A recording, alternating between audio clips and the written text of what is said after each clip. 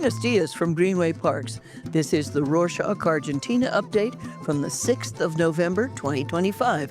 A quick summary of what's going down in Argentina. As mentioned last week, a major cabinet reshuffle was expected following the midterm elections, and it happened fast. On Friday, the 31st of October, Guillermo Francos resigned as cabinet chief. President Milei immediately named Manuel Adorni, his presidential spokesperson, to take over the role. Franco's departure also led to the resignation of his close associate, Lisandro Catalan, the interior minister. To fill that key post, Milei appointed Diego Santilli, a politician from the Pro Party. Santilli's appointment has raised eyebrows as he was just elected as the national deputy for Buenos Aires province last week. Critics have accused the administration of using testimonial candidates, people who run for office with no intention of taking their seats. Milei stated that Santilli will be in charge of leading negotiations with governors and lawmakers for the reforms ahead. A few days later, on Monday the 3rd, Alejandro Leu was named finance secretary. Lea replaces Pablo Quirno, who was recently appointed foreign minister. Lea is the former CFO of energy giant YPF and also briefly served as a director at the central bank earlier this year. But this reshuffle isn't just a simple swap. It has opened a major rift between the president and Mauricio Macri, leader of the Pro Party and Milei's key ally. Last week, we mentioned Milei was planning to meet with Macri to smooth things over. Well, that meeting took place on Friday the 31st at the presidential residence, but it did not go well. Macri later posted on Twitter, openly criticizing Milei's choice for cabinet chief. He called Adorni inexperienced and a mistaken choice, warning that this misguided decision risks a historic opportunity. In an update to another story from last week, President Milei held a meeting with provincial leaders on Thursday the 30th to push his second-generation reforms. Milei called the meeting extremely positive and later said there was full consensus on the need for labor reform. The conversation centers on changes to labor laws, taxes, and the criminal code. 20 provincial leaders and the Buenos Aires city mayor attended the meeting. However, 4 Peronist governors were notably not invited, including Axel Kicillof of the Buenos Aires province. Milei said he excluded them because he couldn't have a reasonable dialogue with people who, quote, don't get 4 when adding 2 plus 2. While Milei tries to win over the governors, his party is also poaching lawmakers. In a significant blow to Macri's Pro Party, 7 lawmakers loyal to Patricia Bullrich, the security minister, announced they are defecting. The group is leaving Pro to formally join La Libertad Avanza, Milei's party, in Congress. They argued that society has decided who leads the path of change, a move that weakens Macri's bloc and strengthens Milei's position in the legislature. Speaking of Congress, the new legislature will have a major item on its agenda, the 2026 budget.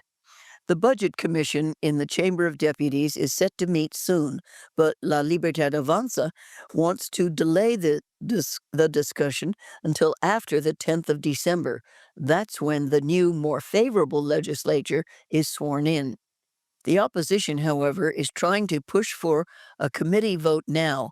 Many governors also support the delay to give them more time to negotiate with their own priorities, like public works and covering provincial deficits. The government's proposal projects a 5% increase in the per capita money supply, 10% inflation, and a dollar at 1,423 pesos by the end of 2026. Meanwhile, an old idea has resurfaced in Washington. Following last week's news about a potential U.S.-backed bailout, the Financial Times reported on Sunday the 2nd, that President Trump's administration is actively discussing a strategy to encourage several countries to adopt the U.S. dollar. According to the report, U.S. officials view Argentina as the leading candidate due to its chronic financial instability. However, Luis Caputo, Argentina's economy minister, recently dismissed dollarization as a short term option, citing a critical lack of dollar reserves. In other economic news, the government is moving forward with its privatization plans. The national government has announced a public tender to privatize more than 1,800 kilometers, about 1,100 miles, of national routes. The announcement made by Caputo includes key stretches like Richeri, Newberry, and Ezeiza Canuelas highways. Caputo stated this will replace a deficit model with a transparent, competitive one without Treasury subsidies. From public roads to public health, Argentina's National Food and Drug Agency, ANMAT, has issued a new warning. It has prohibited 18 dietary supplements from the firm Grupo BioFit SRL. An inspection found the company lacked the proper municipal authorization, a technical director, and couldn't approve the traceability of its products. ANMAT also banned a diabetes medication identified as Tirzec 5. The agency has ordered a national recall for all the listed products. On that note about public safety, authorities announced they recently prevented a potential act of violence in the city. The FBI alerted Argentine authorities about a social media user expressing intentions to carry out a school shooting in the Caballito neighborhood of Buenos Aires City. The local cybercrime unit traced the user, identified as a 16-year-old boy. A police search of his home found replica firearms, knives, ammunition, and incendiary devices. Authorities also found a notebook with a written plan for an attack in November at his former high school. The government is also reinforcing security on the border. Argentine authorities have deployed troops to the border with Brazil in the northeastern province of Misiones. This move is in response to fears that members of a powerful Brazilian drug gangs might try to escape into Argentina following a deadly police raid in Rio de Janeiro that resulted in around 120 deaths. As we mentioned last week, the 34th annual LGBTQ plus Pride March was scheduled for Saturday the 1st, and it drew thousands of people to the streets of Buenos Aires City. The march went from Plaza de Mayo to the National Congress under the slogan, "Against Hate and Violence, More Pride and Unity." Many participants protested what they described as a rise in hate speech fueled by the government. A new report from Amnesty International warned of an accelerated rollback of LGBTI plus rights under the Milei administration, citing the dismantling of institutions like INADI, the National Institute Against Discrimination, Xenophobia, and Racism, and the Ministry of Gender, which it says creates a climate of increased hostility. The renowned Argentine forensic anthropology team is conducting a new search for common graves in the Cementerio del Norte in Tucumán.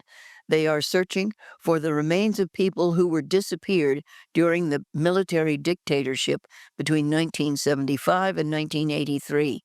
Previous digs at the site found about 200 unidentified bodies. The current dig is focused on more than 400 graves. For families of the disappeared, the new dig reignites hope for answers. Now for some football news. Get ready, because this Sunday the 9th, Argentine football comes to a standstill for the Super Clásico between Boca Juniors and River Plate. The stakes are especially high this time as both teams are fighting for a spot in next year's Copa Libertadores. Boca is currently in a good position, and even a draw would secure their spot. It's a very different story for River Plata, which has lost 8 of its last 10 games, prompting some fans to question coach Marcelo Gallardo. A defeat on Sunday could leave River on the brink of missing out on the tournament altogether. And finally, to close this edition, if you're looking for a good cup of coffee, a local spot has received international recognition. The Buenos Aires Bakery and Cafe Ninina has been selected in South America's 100 Best Coffee Shops 2025 ranking, standing at the 96th position. Ninina, which has 3 branches in Palermo, Villa Urquiza, and Las Cañitas, started focusing on specialty coffee back in 2013. Earlier this year, it was also ranked 64th in the world's best 100 coffee shops. And that's it for this week. Thank you for joining us. We have some new t-shirts coming out soon, just in time for Christmas. Stay tuned. Nos vemos la próxima semana.